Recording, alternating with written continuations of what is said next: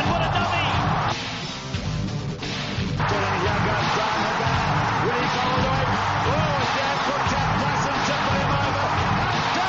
Welcome back to the Fantasy Rugby Draft Podcast. Thanks for downloading and listening. I'm Bruce Wilkinson, and we've got a special guest today. Joining me in the booth, we have our man on the inside of the Northern Hemisphere, Kuchar from Kuchartown. How are you, sir? I'm good, Bruce. Get some. Great to be back. Another season rolls around very, very quickly. Particularly excited that you remembered your catchphrase straight off the bat without prompting. That wasn't scripted. I had to write that down. I wrote that down and highlighted it and put arrows to it. Say this. I'm not only a special guest in the sense that I don't come on too often, special in the sense that more special needs from my end. But there you go. I thought you were going to say special, like your pee sitting down. No, well, special, of course, being the most overused word in rugby. Like everything is special. Oh, special player. Oh, it was a special day today, and I thought that was a special performance. So, okay, whatever. So we use, obviously you'll notice that's not Mossman. We don't have him here today. There's a bit of a rumour swirling around. I'm not sure if you've heard it, Kuchar. Evidently he's been raiding his nephew's 5-year-old T-shirt drawer. The last one he wore at the rankings summit was just a little bit too big. You heard that rumour? I actually almost lost an eye because one of his nipples was protruding so far out of that Baby Gap T-shirt he stole from Simon Cowell. It was dangerous. I'm wearing goggles just in case he comes on now, and I get an eyeful on Skype. You're not the only one that made the comment. So it's very amusing. I do want to pause here for a second, though, because I'm conscious that I've got a kind of a rhetoric when I start the podcast, and I thank people for downloading and listening. But I wanted to kind of make a point to really say we do appreciate the downloading and listening piece. It gives a much wider listener base to have access to more player updates from managers, mainly from the bits of stuff that we missed. So it really is great if you can introduce a friend, because we get a lot of the stuff we're going to get through, for instance, in the player update, is from managers that have said, hey, have you seen this bit of news, or hey, did you know that this guy was injured? So spreading the net just a little bit wider makes it a better product for you guys as well, and also gives you better prepared for the draft. And also, I'm not sure if you're aware of this, Kuchar, but there's quite a big difference from when the podcast is delivered on iTunes if you're a subscriber versus if you're a non-subscriber. Do you know that? I did not. I'm a subscriber, so that's how I get it. I don't know how does it work otherwise. It's like 6 hours behind. So if you're not subscribed and you just search for it on iTunes and listen to it piecemeal, this one was 6 hours, but I've seen a bigger difference as well. So if you wanna get it fresh off the cab, if you're fresh off the rank, if you like, then make sure you subscribe. We're recording this on Waitangi Day in New Zealand. No protests going on this podcast. Well, actually, there's going to be plenty of protests, but nothing in official format. We've got Kuchar here to discuss his annual and much anticipated drafting article. We actually have a bunch of folks that really like this Kuchar. I don't think I've actually fed this back to you, but they do appreciate it, and that we get an email every now and again saying, when's the drafting article up, because they do pull a lot of goodness out of it. So just a bit of feedback there. I would suggest not feeding back to them my finishing positions in some fantasy rugby draft leagues in recent times. Most recently, the Aviva Premiership. I think I actually, if you could go back and destroy the tape of me saying that I was going to take Nick Evans at the top of the draft, that would be good, because that has been an epic disaster. I mean, what an absolute I know. poop show. Oh my goodness. And that's not just with injury, right, too? No, even when he's played, he's not been great. And he's also pulled a Sonny Bill or something, where he's on the team sheet, leading into the match. And to be honest, team sheets are devilishly hard to get hold of here in the UK. Even the Aviva Premiership website's a bit hit and miss. So when you get the information, you think, oh, okay, thank God he's playing this week. Maybe he can turn things around. And then, you go to tune in, or you see after the game he's got 0 points. And, well, it's pretty difficult to play that poorly. But, no, sure enough, he's just pulled a hammy in the warm-up or something like that. So, buyer beware, I would say, to anyone following my advice. Yeah, so I didn't actually mention which way they take it. So Yeah. I think they use it as here's a good blueprint of what not to do. Probably a safe bet. I jest. No, there is some really good stuff in there. Maybe you don't follow your own medicine a lot of the time, and maybe you look over it, but there is some real good stuff in there, and we much appreciate it, and a lot of our listeners actually do as well. So, as I say, much anticipated. So that's going to go up, or that'll be up now by the time this goes out to you folks. But also on the podcast, we're going to go over some player news since the last podcast. It's pre-season. We've had our first pre-season game now, and it happens all very, very quickly in the pre-season. So we're trying to get as much info as we can and kind of shape how you get into your draft. A reminder about our Refer a Friend competition. So all you have to do is make sure that you create a new league and then send out an invite from that league. And if that person is a new person to Fantasy Rugby Draft and they register for the first time, you go into the draw to win a bit of stash, to win a Super Rugby jersey, this year's Super Rugby jersey of your choice. Kuchar, which would you go for? You go for that horrible grey away Crusader jersey?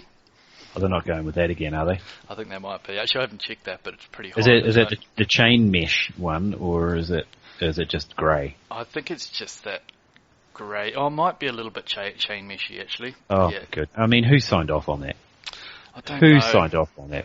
Probably the same guy that signed off on Blackadder being coach. But anyway, I mean, my mantra, rugby jerseys, solid colours or horizontal lines. Don't overthink it. Don't, get some frustrated fashion designer in there who wants to put lightning bolts all over it, or, paisley or whatever. Crusaders are not Stade Francais. Let's just stick with what we're good at, both in the way the Crusaders play the game, it's sort of, simple efficiency. Let's just stick with it, and know your brand. That's what I say. Yeah, I'm of the same ilk. I think it's not even one of those jerseys that you buy because it's so bad. I was talking about the Force jerseys last week on the last podcast about someone's clearly just decided to get this viral. It's so bad that it's good. This is just one of those tepid jerseys, the grey ones. So you go for the normal strip, or which one? Yeah, the normal strip all day. But if the chain mesh thing, when I saw it a few years ago, I think they had it for a couple of years. And it was just like, did they speak to the players? Because I am quite sure Richie McCaw or Sam Whitelock or Kieran Reid or even someone a little flashier like Dan Carter or, a hipster like Ryan Crotty wouldn't have said, yeah, that's sweet. Let's go with it. Yeah, I know. I don't understand that. And I mean, I guess maybe it's popular with kids and kids are the future or something I heard once. So, okay, fine. I read that too, yeah. So the rankings are on the site as well. Just a bit of clarification around that. It's only the top 200 rankings, and it's in the rankings page itself. The Player Hub isn't the rankings. It looks a little bit like it in some places, but it is really just the rankings page on the site that is the top 200. We had someone ask about why Fumi Tanaka was the number 3 Sunwolves, and it's just because he's outside the top 200, so he wasn't ranked. Anyone outside the top 200 is not ranked. Right, let's get into a few updates. Fantasy Rugby Draft Update. The first one is from one that we've kind of whiffed on. So we knew Ruan Combrink had a shoulder injury in the off-season. It happened, I think it might have happened in the Northern Hemisphere actually, but we kind of expected him to be back a little bit sooner. Justin Pivus, friend of the podcast, Justin Pivus, sent us through a bit of an update though that came out about a week ago that he probably won't be back until mid-April. So that certainly knocks him down a couple of spots, probably somewhere in the kind of, I don't know, late half of maybe 10, 9, 10 outside back or something like that. Just a kind of general rule, Kuchar, how much if you miss the first kind of month, does it kind of impact your draft, or are you more concentrating on looking at players that might bring it home? No, I think Mossman made this comment on the opening podcast of the season that you need to make your playoffs first. And if you drop a few game weeks early on, that can go a long way to seeing you on the outside looking in. I say this, although I have, again, do as I say, not as I do, because I drafted Francois Hugart in the Aviva Premiership League because I've had him a couple of times in Super Rugby, and he can be money because a halfback who also plays on the wing, and sometimes he would finish games on the wing, and just he could get you an extra half dozen bonus points a game sort of thing. But he's yet to actually play a game, I think, for Worcester, or certainly from an FRD perspective, he's certainly not performed or been able to perform at least. So, and another one of, I'm sounding like I'm in Mossman's fan club here, but another one of his sort of mantras is sometimes a player's best ability is their availability. And, if you go in picking some guy is not going to be available, well, I think you're setting yourself up for some drama there. Maybe the best bet is to try and snake your people in your draft, and if you've got the inside info, pick him up sort of a couple of weeks before he's coming back or something like that, and stash him on your bench if you can. But, with bench positions, they can be at a bit of a premium and stuff. I don't think you want to carry a guy for a month of the season. Great player though, Combrink is. Great player as a rugby player and FRD player as well. Yeah, he's one of those guys that at some point in the draft, so there is going to be at least one person in your draft that doesn't know this information, thinking that they're going to get a steal, thinking they're getting a steal like at the first pick of the second round or something like that, where in truth he should probably be in that kind of maybe fourth round kind of around that area where he may have potential upside at that point. But yeah, you're probably right. I think your best play is to just kind of avoid him. If you can get a bit of clarity around when he's coming back, then maybe dangle a trade out there a couple of weeks before he's likely to come back. The Lions do have a really good run of fixtures, though, in the first kind of 6 or so. So I think they're probably going to ease him back into it. Well, it's funny. It's probably a commentary on our group of friends. But if my reaction would not be, "Wow, this is a steal. This is awesome." If a player popped up, somewhere down the draft further down than I might have expected, I would think, "Okay, these guys are stitching me up. Something's going on." It's very true. Yeah, it's no such thing as a free meal. So we are contractually obliged to talk about Hugh Jones, but the contract, actually, the fine print is if Mossman's on as well. So we'll skip over Hugh Jones. Just suffice to say that he's playing for Scotland at the moment, obviously, so he won't be back into Super Rugby. Even if he does force his way into that team, it won't be until, when does the Six Nations finish? Back into March or something like that? Yeah, exactly. Mid to back end, yeah. Yeah, right. So somewhere around, something to be aware of if you're expecting a 4-try performance every week from Hugh. Another one for kind of full disclosure was the Lions front row. So there's been some good feedback. I want to say feedback around our ranking of the Lions front row at 2. Most of it very, very lighthearted, very amusing. I think from a playing perspective, Julian Redlinghouse just needs to be aware that he's out for the season with that neck. I think he also did that in the autumn. Maybe he did that in the end of Super Rugby. I can't remember. Anyway, either way, he's out for the season. Dylan, but he wasn't a massive contributor. He might have been a contributor so much to say that, that front row might be a little bit weaker at scrum time, but in terms of FRD points and where the Lions front row picked up all those points, so it wasn't from him. Dylan Smith was the other one, and he's out till the start of April, middle of April, roughly about the same time as Ruan Kumbrink. He was a little bit more of a contributor, and it obviously is a little bit more of a concern around the depth of props for the Lions themselves, but we think that even with that downside, and as kind of highlighted before, the run into fixtures, or the first 5 or 6 fixtures for the Lions, are pretty gentle. So we're not too concerned with that, and most of the scoring came from the Warthog and Malcolm Marks anyway, which I'll get onto you in a minute, Kuch, because I know it's part of your drafting article. Wharenui Haurua, so slowly going to get that right, I think, by the end of the season, and once I hear it pronounced by the Australian commentators 6 or 7 different ways, I'll obviously have a very clear path of exactly how to pronounce it on the podcast. But he was named as 10 in the pre-season game against the Waratahs for the Brumbies that got their ass handed to them. But more of the question mark was around who was going to goal kicking. Mossman had a little bit of a theory he's running with Kyle Godwin goal kicking. For the pre-season game, all we can say at the moment is Wharanui was taking the kicks, and he did okay. Whether that's to continue, don't know, but it's just a point to know when you're drafting him. Patrick Tuipulotu. Yeah, so there's been rumours so he's been away out of the Blues camp with personal issues. It hasn't been very clear exactly what those personal issues have been. There's been a few rumours flying around.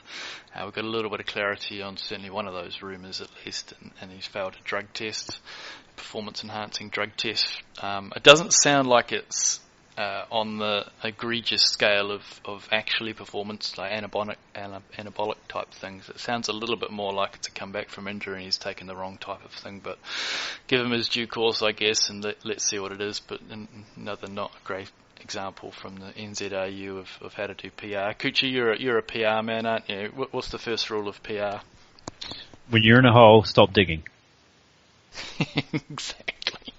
Yep. So I think the NZRU, after what happened with the Chiefs and a few other players, probably would have come out with it first up, a little bit front-footing it. But hey ho, look, made a decision. That's where we are. They didn't sort of take like the Chiefs CEO approach and just basically slam.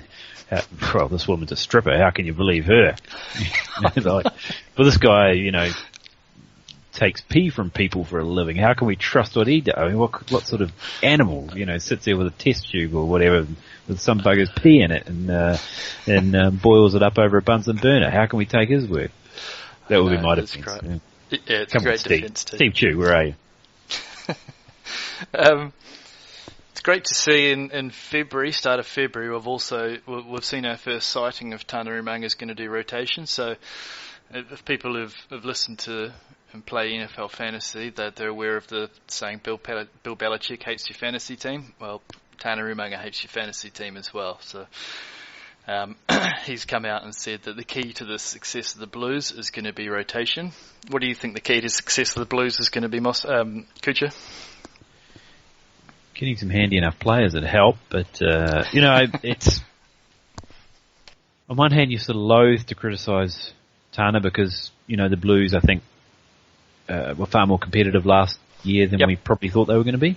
Yep. The downside is, as you say, it's not great for your fantasy team. It's a little bit difficult to pick from week to week.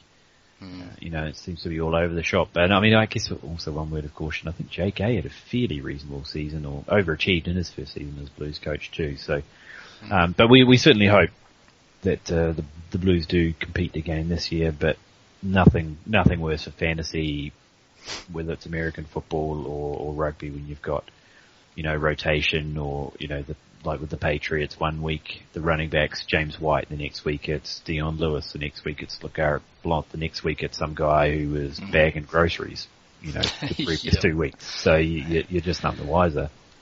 Yeah, it is very, very frustrating, especially at your draft. You've got to be on the button on those week by week when you're picking up when the Blues team gets announced.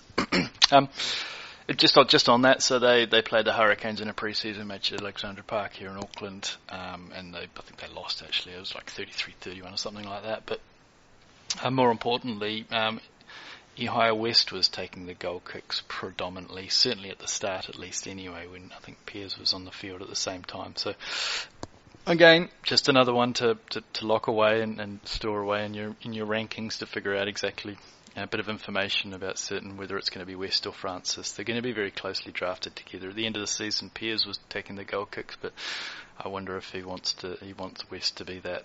He wants to be that goal kicking fly half so that he can then have Sonny Bill Williams come back in 5 weeks. But let's see. A couple of players from South Africa that seem to be kind of making a bit of a push, and certainly we haven't rated or ranked them at least very highly, if at all. So Kuan Bosch was the starting 15 for the A team the Sharks put out there. So they had an A team and a B team. He was in the A team starting at 15. Looked decent. There's a bit of buzz around him. as well as Jeremy Ward as well. So apparently he was a player that played the best game in that pre-season game, and he's at 13. I think he might have even been at 12 or 13 at the point. They had Luncanyo Am in at 13 as well, and there's another name that I've likely butchered that hopefully I'll get right by the end of the season. But we actually quite like the look of him, but we thought he might play on the wing. I think he's been playing on the wing for the Kings. Not entirely sure of his history is at 13 as well, but that's where we ranked him, as he might be one of those wingers for the Sharks. But apparently Jeremy Ward did look very good in the midfield. I imagine Andre Estousen's got one of those spots, and with Paul Jordan off at La Rochelle, there's obviously an opening at 13, and maybe they're testing that out. David LaRue on the Hall of Fame group, he mentioned there are some early mutterings of Jesse Creel going to 15. So again, just something to monitor if you're planting your flag on Warwick Hillant. It's just to know there's an outside chance that this may occur. Hopefully we get a little bit of a insight in the next few pre-season games, whether it's going to be Hillant or whether it'll be Jesse Creel. But yeah, and again, the Hall of Fame group's great for these types of things, as well as mock drafts and just kind of understanding, who's kicking goals, that type of thing. There's a lot of chat going on in there. Kuchar, you use the same type of way that Jesse Creel does? Yeah, it's speaking of failing drug tests, I'm not suggesting Jesse does anything untoward at all, but he, apart from spend an awful lot of time in the gym, I'm not a gay man, but I suspect, I do look admiringly at Jesse's guns. I suspect Mossman did too, and that's why he was obviously doing some arm curls before you guys took the photo on that was on the Facebook page the other day. Big lad, isn't he? Jesse Creel, that is. From that Blues Hurricanes game, by all accounts, Laumapi, Ngani Laumapi played pretty well as well, pretty blockbustering in that midfield. Milani Nanai was pretty strong as well. His nickname must be Trump now, right? Or Melania or something like that. Or do you think it's just going to be Nanai? Do you think there's too many people in the Blues? Yeah, I think there's every chance they go for Nanai. I'm not sure there's too many in that line and that squad that are going to make the connection between Miliana Trump and Milani Nanai. Maybe Piers Francis. Because he's got an English accent, he sounds sort of posh, and thus you assume he's intelligent. True. Yeah. No, I made the connection there, absolutely.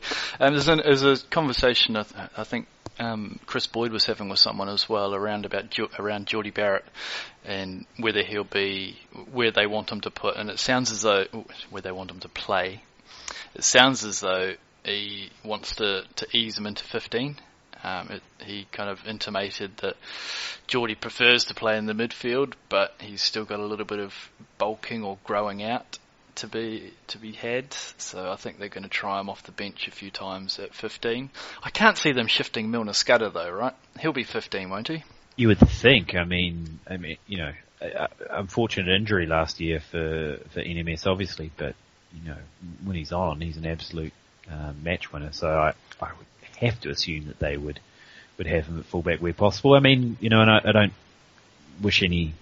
not looking to wish anything ill upon NMS, obviously, but he is injury prone. Even aside from last year, he does seem to pick up a few knocks. So maybe that's what they're looking at for maybe Geordie, just thinking getting him game time. I think it's almost. I mean, I know the Hurricanes signed him, or was it the Hurricanes, or was it Wellington that signed him? But away from Canterbury, certainly.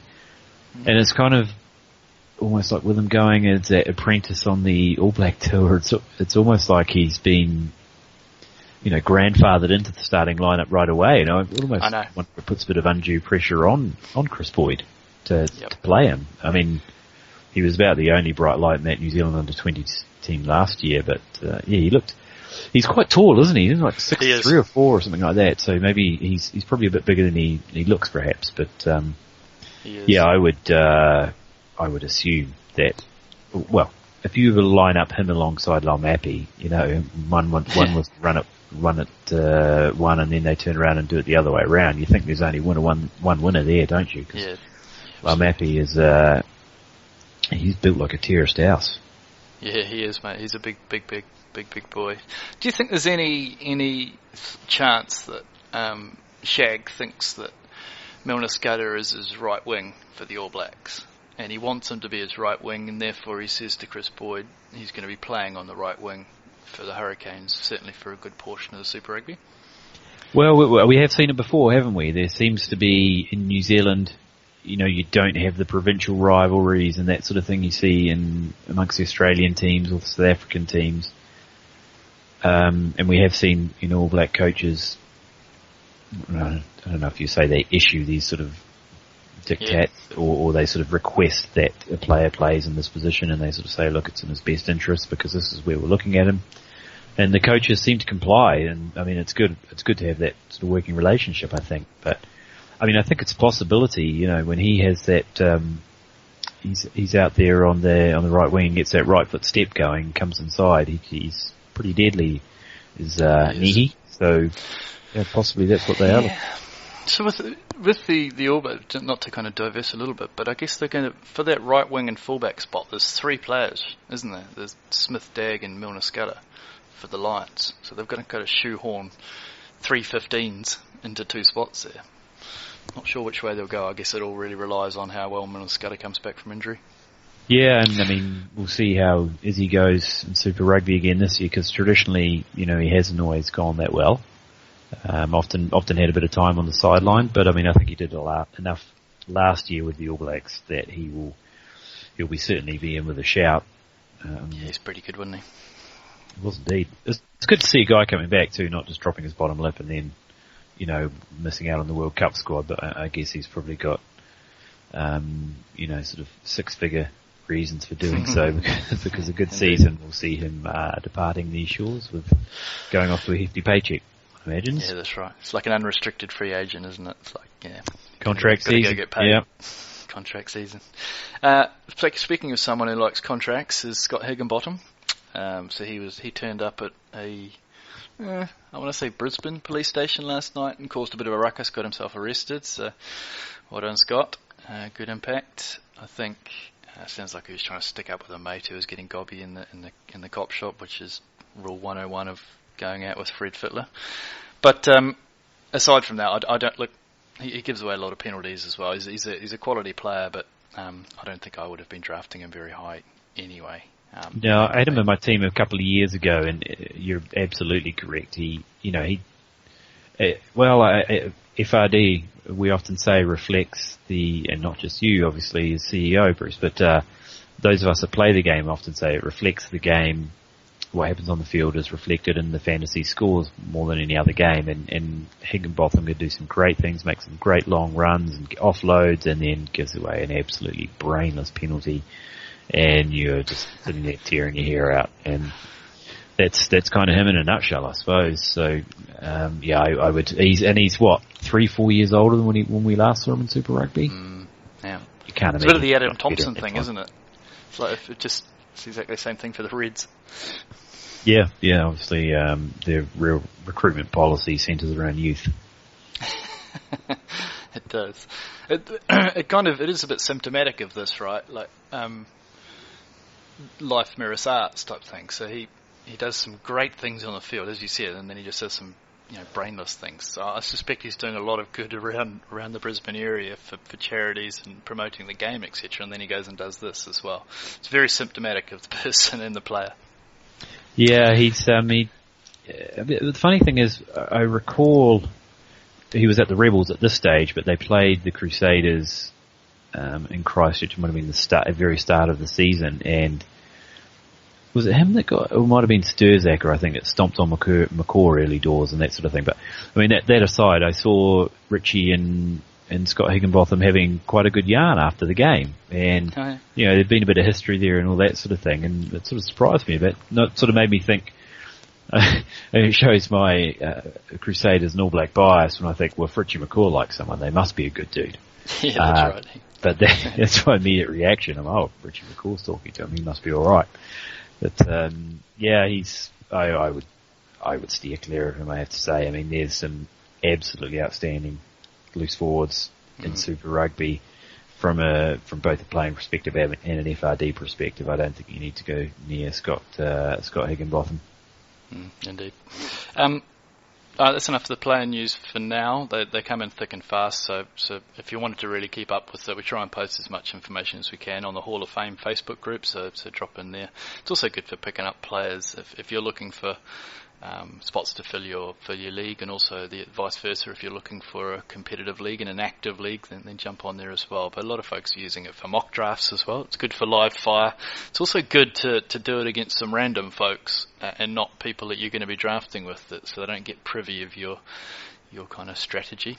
But you can follow us on Twitter at Fantasy Rug Draft, that's Fantasy REG Draft, or drop us an email at support@fantasyrugbydraft.com. We've got some good emails coming through this time of the year.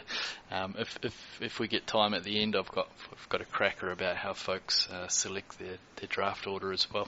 All right, so the main purpose of Kuchar being on here, apart from to drop some sweet knowledge on the Northern Hemisphere, is to look at his article that he produces every year. So it's up on the site now in the drafting blog. Go and check it out. It's very, very amusing. I was going to ask for the title, but we'll keep that under wraps. Run us through the general theme or what you're kind of trying to lay down here in the drafting article.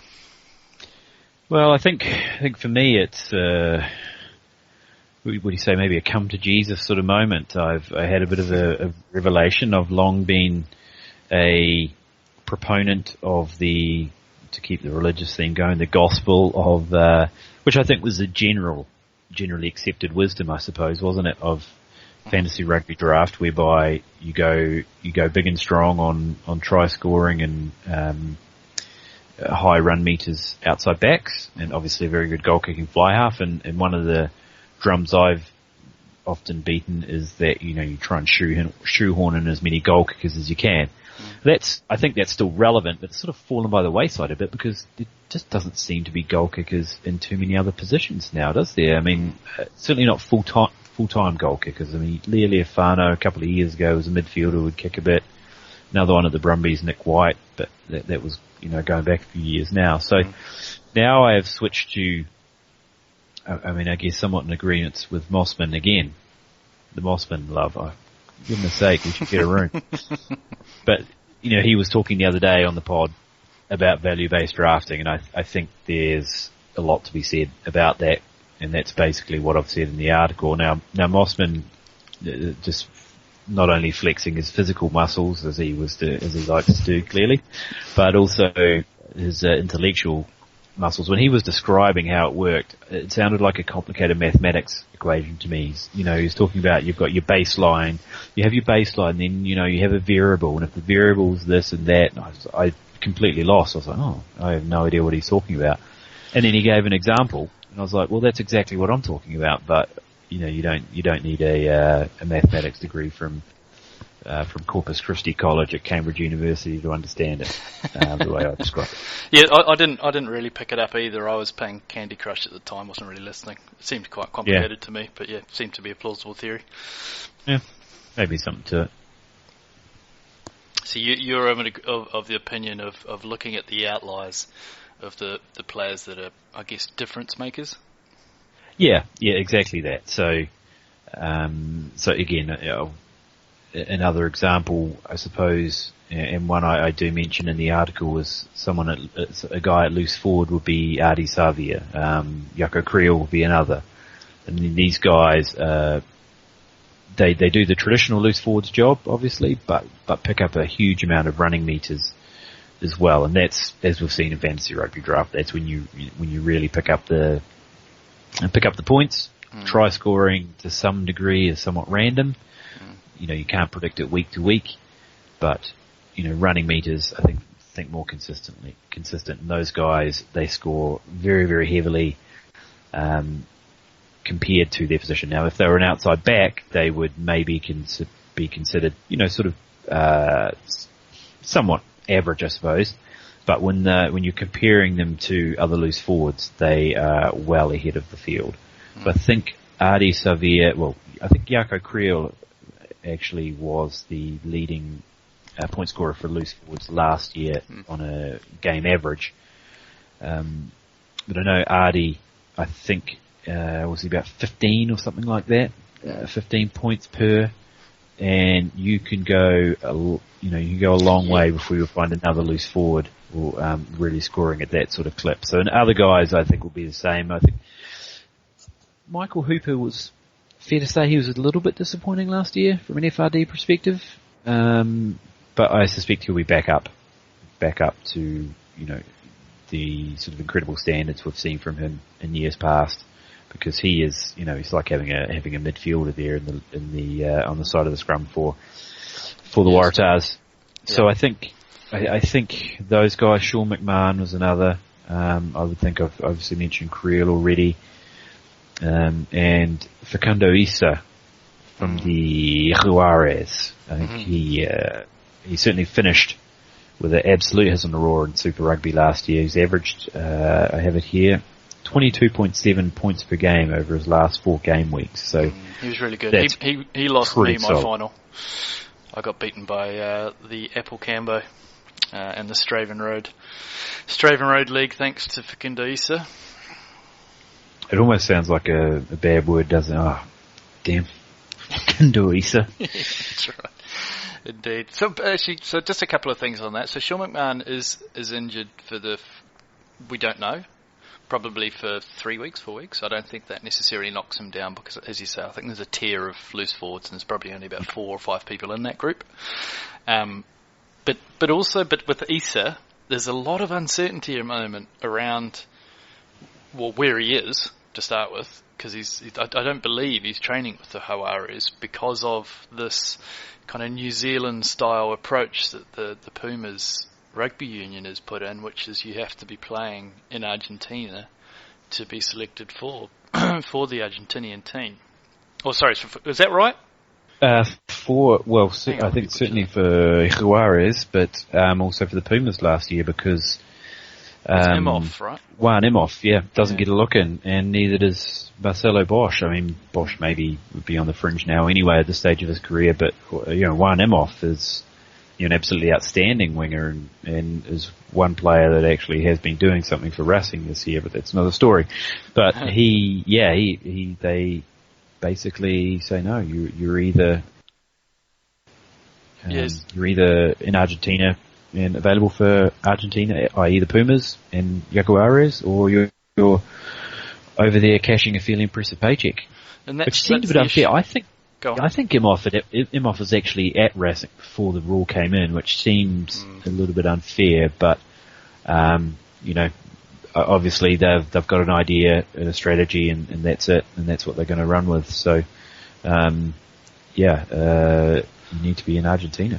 So with Issa, so the reason I bring that up is because I understand that there's a lot of been talk with Bougerel in Toulon. I understand that they've been trying to throw a paycheck at him to get him to play, and I think he's been working with, I'm not sure who's been working with, so someone on Twitter, I think Paul Tate's a really good contact to have a look at on Twitter, but he was talking about the contract with Issa, and he was kind of intimating that he was hoping that the Pumas might do, I think Wales do this, do they, where they have like X number of players that can be playing outside of Wales? I think Gatlin's Law, they call it. So I think they only have 3, and they are essentially at Warren Gatlin, or I suppose Howley at the moment because Gatlin's on Lions duty, but at his discretion, he can pick sort of 3 players outside, because he had Luke Charteris was at Racing last year. He's now back. Well, oddly enough, he hasn't come back to Wales. He's playing at Bath, but I suppose the advantage there is far more likely to get release ahead of for training camps and that sort of thing ahead of internationals. But Jamie Roberts is a guy who is likely to fall foul of that. He's now playing at Harlequins in London, and not really, he's not the Jamie Roberts of old, so I think he will be one. Certainly wasn't starting for Wales yesterday. They had, today, I think Scott Williams was in the team, but it brought back his centre partner, who's Jonathan Davies, who's at Claremont Auvergne for I think a couple of years, and he's back in Wales now, I believe, playing for Scarlets. Yep. So I guess some would argue that's the rule working. suppose, isn't it? Yeah, that's right, and it sounds like a good approach to it in terms of we're not going to make it hard and we're phasing this in, right? Eventually we want to get, maybe they bring that number down from 5, 4, 3 to every year type thing, or every 2 years, so people are aware that when they're in the middle of contracts and signing a new contract, that is part of the deal, that you're, certainly someone like Liam Williams, I think, is obviously going to be one of the very top 3 kind of players now that he's gone to Saracens, but going back to Issa a little bit, I think there's a bit of uncertainty there for us. We don't know whether he actually is training with the Hawaris at the moment. Hopefully some listeners can give us a little bit of insight about where he may be at the moment. I've only read what I can see online, and I'm trying to read the kind of tea leaves here a little bit. But as you alluded to, he came home with a wet sail, which I really don't understand that saying, but he did. He blew it up at the end, and that 22 points was just, and it showed too, actually, in the rugby championship. He was really strong. He used to have quite a bit of the ball handling issues, and it maybe because he's just so huge around that chest bicep area, but he was just blockbusting, and he reduced his error rate in the rugby championship, and he looked to be like a really, really good number 8, like throwing it up there against Pickamoles and Reed and Vinipola as the top kind of number 8s in the world. Sorry, are we talking about Issa or Mossman here? Because I just heard you say really big around the chest bicep region, so I was unclear. No, Issa buys adult t-shirts. Yeah. It's he was. I mean, joking aside, Issa, he was outstanding. And to be fair, I mean, this is sort of getting off our remit here, but you do wonder how much money can players playing in Argentina really make? I mean, they don't have huge crowds. The currency is, devalued as compared to the euro or even the pound these days, which is scarcely worth the money it's printed on. Mm-hmm. But, you could imagine someone like Issa, who's 23, 24, mm-hmm. like a guy in his absolute prime. I mean, I used to joke that, the recruitment sort of player recruitment manager at Toulon used to do his recruiting by watching, a DVD of the 2007 Rugby World Cup sort of thing, because all the players he recruited were guys that were awesome then that didn't realise that we've moved on, sort of 5 years now up to 10 years since that. But, yep. Issa, I shudder to think what sort of contract he could command if he was playing in the top 4 currently. And, to be honest, as a rugby fan, I would much rather see him playing international rugby. But, can you blame the guy? I mean, it's getting to a point where some of these guys are getting life-altering money. And with all due respect to DC, if he's sort of on about $1 million a year by all accounts, I think that's New Zealand dollars to be fair, but or 1.3, but might even be close enough to €1 million a year. Mm-hmm. Okay, he's got the goal kicking stuff, I guess, but you would get a guy like Issa in the absolute. Maybe I was going to say in the prime of his career, maybe not even in his prime of his career. That's probably another year or two away. I'd say so, yeah. So, I mean, what will he be commanding sort of upwards of $500,000 a year, maybe up towards 700,000-800,000. I mean, I think the rumour was that Bucky's Botha was on about $700,000 a year at Toulon a few years ago, and he was certainly there past his best. So you would think Issa, as much as say I'd love to see him playing for the Jaguares and for the Pumas, but I can't blame the guy if he gets his head turned by that sort of money. No, absolutely not. And can also just say how much I'm enjoying throwing Mossman under the bus when he's got no right of reply. I think it's a great way to do it. I'll be doing this more often. Yeah, I'm not going to. I might not listen to the podcast the next month because I'm going to have a fair bit of shade thrown my direction, I suspect, and I'll have no, coming back at him on Twitter is not quite the same thing. So I'll just have to wear it, I suppose. Anton Leonard-Brown.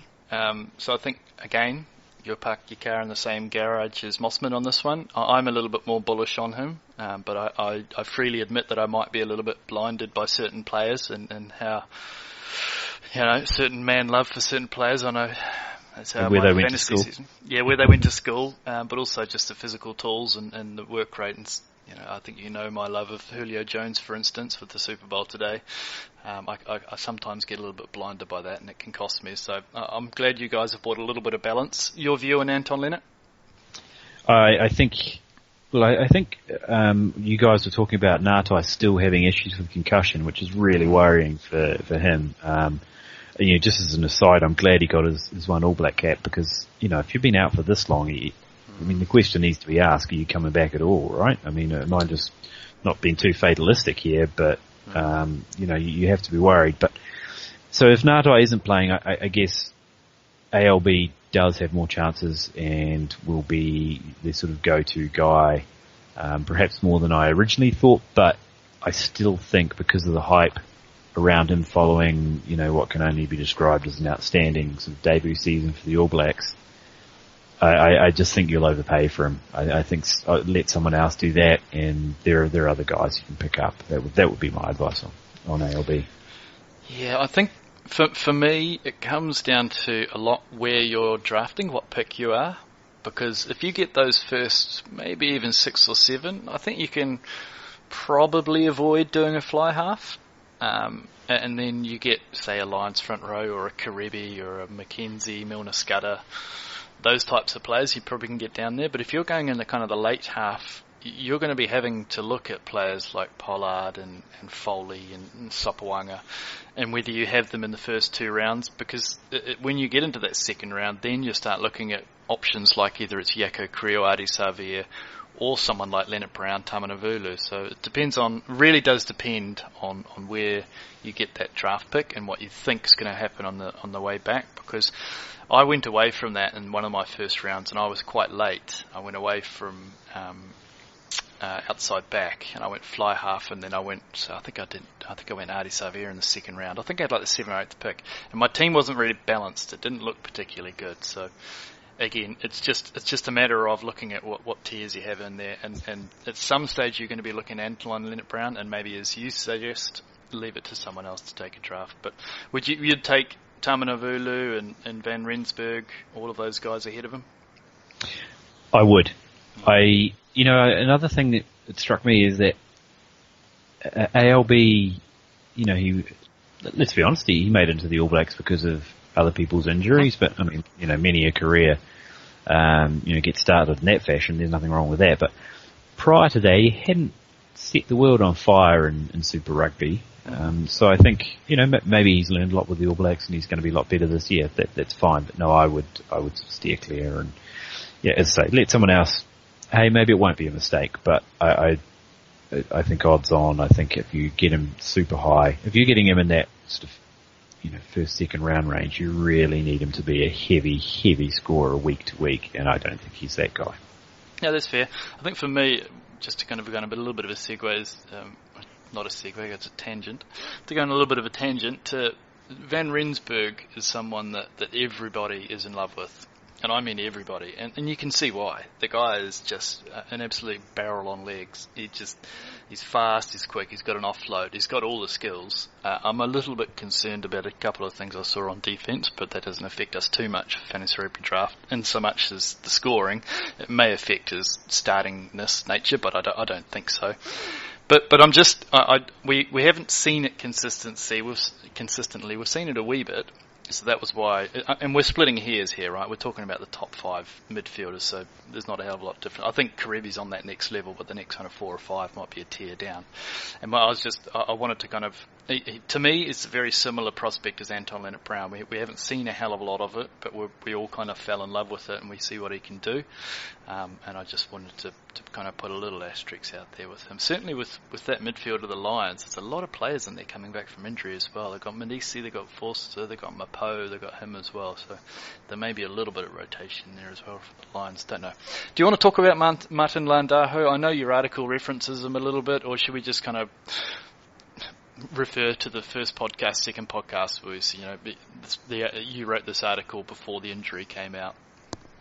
Yeah, I mean, appearances to the contrary. I do spend a wee bit of time putting these things together, just right off the bat. So yeah, I mean, if it was already written, I didn't see any point in trying to make myself seem smart after the fact. Well, I mean, I, like anyone else, relies on information as it comes to hand, and that's what I had at the time. But one thing I will say about Van Rensburg that worries me, like I can live with Anton Leonard Brown, but 3 names I can do, but when you get to 4 names, for God's sake, that's I never really warmed to Juan Martín Del Potro for the same reason.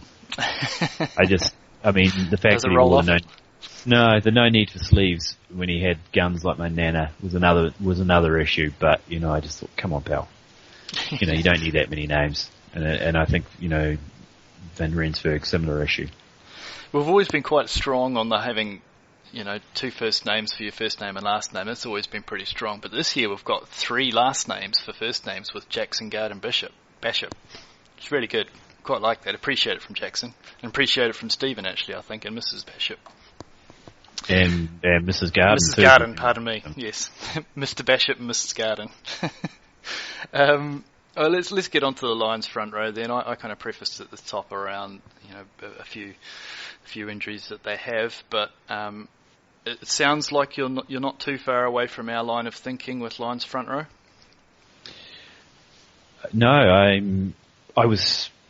It's funny. It's one of those on reflection. You have one impression, and then you go back and you look at the stats sort of thing, and it's completely. Well, it sort of confirms your impression, but it actually goes an awful lot further. I mean, I remember watching a rerun of 902, the original Beverly Hills 90210, relatively recently, and sort of looking there and seeing, Dylan McKay seriously looks like 45 years old. I mean, it's ridiculous. And I was sitting there thinking, how on earth could I watch this TV show and think, I was probably 14 at the time. Oh, this guy's only 2 or 3 years older than me, or 3 or 4, playing a character 3 or 4 years older than me or something. I mean, the guy seriously looks like 30 years old. And you sort of think, how was I so stupid not to know at the time? And I feel a little bit like that with the Lions front row. I mean, I thought, oh yeah, these guys are good. They seem to score quite heavily, but man, you go back and look at the stats and they were incredible. Yeah. And I think, you've sort of covered it briefly, previously in the sense that, and this is maybe why, because there's not a standout guy amongst them who, not like with the Hurricanes where you have Dane Coles and, the point scoring sort of lives and dies with him. Really, I mean, what's his name? Is it Lottie O'Hara or something like that? He scores a few tries and that sort of thing as well. Mm-hmm. Lonnie O'Hara, is that his name? Yep. The Tongan Bear. Yep. But mostly it's Dane Coles. Where it was the Lions, it's a, kind of weird to say in a South African context, I suppose, but more of an egalitarian sort of lineup amongst that Lions front row. They share the points around, and maybe this is just sort of extrapolating a little bit perhaps, but maybe that makes it more predictable and more consistent this year. Less chance of them falling off the pace. You've almost got 2 bites of the cherry, I feel. It's not, if Damien McKenzie gets injured, you've got a hole. If Malcolm Marks get injured, you've got the Warthog. The one player that makes that Lions front row above everybody else is Marks, but Warthog's not far behind. So if he's put into the starting lineup and Marks get injured, you've got almost a free replacement there, if you get what I mean. Yeah, true story. It's a great kind of safety net. We thought it was one of the more safer picks, but yeah, I understand why people have a little bit of a concern around it. Maybe also there's a little bit of history there as well. Lions, we're the Golden Cats. We're predicting them to be this, the second scorer overall in the top front row. It's just it's biggest belief where they've come from to be where they are today. One of the Nardis on Twitter was a great comment. He said, one beer and you decide on ranking the Lions front row second. I don't want to see the girls you've taken home. I'm not going to comment. Having seen some of the girls, I'm not going to comment. Very, all very you good. need to do is to point a picture of your lovely wife, and then that will shut that chap up in a hurry. But it's I've beaten the no front row sort of drum. Well, I suppose we've only been going a few years. I was going to say, been beating it for years, literally a couple of years. I even said one of these previous articles that, you don't even bother drafting a front row, just until your last sort of pick, because they're all pretty interchangeable. And, not conceding penalties was in many respects the defining factor of a front row from week to week. Now, obviously some of them are going to score tries, but, in the case of the Lions and indeed the Hurricanes last year, I mean, they flipped that entirely on their head. And the Blues were a handy enough front row as well, I think, but the Lions certainly head and shoulders above, and the Hurricanes above, I suppose. Don't sleep on the fact that the Lions don't play New Zealand teams this year either. That they play the Australian Conference, so they're playing the Force and the Rebels. Don't sleep on that. I think the Lions also, as long as I think they'll probably learn. What's that Americanism? You got to lose one to win one. I guess we'll see if that's true today in the Super Bowl. But that is the ism. So I think the Lions would have learnt a lot about resting players away at Argentina. I firmly believe if they'd got that home ground, they would have been very tough to beat against the Hurricanes. Yeah, I agree. I think that was it's hard to fault Ackerman, isn't it, for the job he's done? Good. But totally. I mean, I think that might have been a bit of a misstep for him there. I think if he had his time again, he might think about it. I'm sure he's not going to say it publicly. He's very Arsene Wenger in that respect. But I think in the cold heart of day, when he's having a beer with his missus or having a wine or whatever it is, he might admit that maybe he got that one wrong. Or there's some players there that he could have played. He didn't have to strip the whole team. There were certain players that he could have played in that second string. One other player that I wanted to get onto before, I'm pretty conscious of time here, is Digby Ioane, from a Crusaders perspective and also from a fantasy rugby perspective. What's he been doing in the Northern Hemisphere? Well, not much, ultimately. I mean, right. he was at Stade Francais, I think, for 2, maybe 3 seasons. I think he missed effectively all of one season at the better part of one season where he had it's a sort of an ongoing knee issue. And at the time, I recall the talks that have been that this is just a degenerative thing and his knee's sort of about buggered. But he's Stade Francais actually won the top 14. I think it was 2015. Someone can make a liar of me there, but very recently. I think that must be correct because Racing won last year and Stade the year before. And I think he was still on the roster at that point, but had very little involvement. And more recently he's been playing in Japan at Honda, I believe. I don't know. You know what? I don't know if I read Honda or that was the first name of a Japanese. I don't even know if they have a rugby team. It's just the first Japanese company that came to mind, and I just assumed they must have a rugby team. Maybe it was Toyota, maybe it was Panasonic or Sony. Sure. I don't know, but I don't know how he's been going there. But I mean, even if he has been, is that much of a gauge that you can put on him? But last time we've seen him really looking really dynamic was quite a few years ago now, so I'm not sure we really want to go betting the farm on Digby. It's a weird one, wasn't it? It seems a really strange. They've got. I heard whispers that they want to try and put Tamanavalu on the wing as well. And Makalai's obviously going to take one of those wings, and he'll be really good for your draft team, so keep an eye on him for draft day. But who's going to go on that other wing is a really interesting one, because I don't understand the Digby Ioane. They've got George Bridge there as well. Now he's a bit of an unlikely character, almost a little bit in the Johnny McNichol role that you mentioned in your article as well. But there's also yeah, that's right. But there's also Jack Goodhue in there as well. So maybe they want to put Jack in the midfield and Tamanavalu and Makalai. But they've also, as I say, we've got George Bridge there, who's really, really good for the IT team and probably needs a season in Super Rugby to be good there. But he's got a bit of promise. I know Sumo Stevenson was pretty bullish on him as well and like what he sees. But who do you think might be on that wing for the Crusaders? Or is it just way too early to tell? Well, yeah, it is early days. But I mean, I look at it sort of like, well, if they've recruited Ioane, they're going to bend over backwards to play him effectively, right? Because if you've got him, I mean, I'm assuming he's probably making reasonable bank in Japan. So to come back, he's clearly not come back with Wallaby aspirations, or he would have gone to Australia. If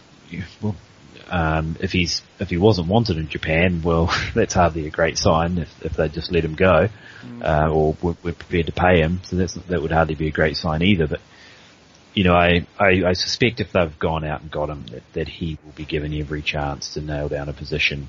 I mean, I think it's silly. I always wonder to some degree why, we in New Zealand have players heading offshore and we sort of lament this and it's a disaster and that sort of thing, and then we pay a guy from overseas, presumably over the odds, to come back and play. It just sort of seems a bit silly, but I'm not going to get into a rant about it. But I mean, someone like Nandolo, I guess his career was sort of in the toilet when they picked him up. I don't imagine they, at that time, probably didn't pay a huge amount for Nandolo. Certainly not the sort of money he's making at Montpellier now, but, I hope, I mean, at his best, Ioane was an outstanding player, but I suspect best was, it's certainly been a long time since I've seen it. Yeah, you don't think it's just that Christchurch do the best ceiling to floor mirrors in the world? He was a fan of a mirror, that's for sure. He was, sort of sparkly pair of Speedos and, the rest of it. But, it takes all sorts, I suppose, and, old Razor was, used to like a bit of some of himself in young Digby. That might have been how he got the signature. Might have been how he got it over the line. Could have been. Recommendations for stores for product. Nothing that I generally have too many concerns about. The other winger that isn't the Crusaders that a lot of folks have quite high raps on is Matalei. I think that's how you pronounce it. Again, I've butchered that up, but either way, he's a young guy, but he's lightning in a bottle. So there's a lot of good wingers floating around there. There's a lot of good young wingers, and then there's obviously a bit of veteran side to it, and then a little bit of flux with whether Tamanavalu or Jack Goodhue will play where they are. So, yeah, difficult one. Just to kind of bookend the conversation on your article there, Cooch. So, just to clear something up, you're definitely not seen Dirty Dancing? I mean, I've been into a few clubs before, Bruce, and I've seen people dancing in a dirty fashion. I'm assuming that's what you're referring to. Oh, you've been to the Loaded Hog in Auckland when it was in its prime? I've been to the Fat Lady's Arms in Christchurch, and that was in its prime. Goodness gracious! Some things you see them and you just can't unsee them. I mean, hey, there's no shame. There's no shame in seeing Dirty Dancing. It was. Some people call it a chick flick. I prefer to think of it as a coming of age classic, an 80s classic, and we can all learn a lot from Johnny Castle, that's for sure. Those who have no idea what we're talking about, you're going to have to read the article, but you'll hopefully you'll figure it out at the end of the article. Thanks, Cooch. Awesome. No, that's great. Really appreciate you coming on, spending a bit of time with us and running you through the article. As I say, that by the time we release this podcast, it'll be up on the site, so get into that. There's some really good stuff in there. We've just touched the sides on it. Quick reminder, you can contact us on Twitter at Fantasy Rug Draft. It's Fantasy RG Draft, or drop us a note at support@fantasyrugbydraft.com. Anything more from Cooch?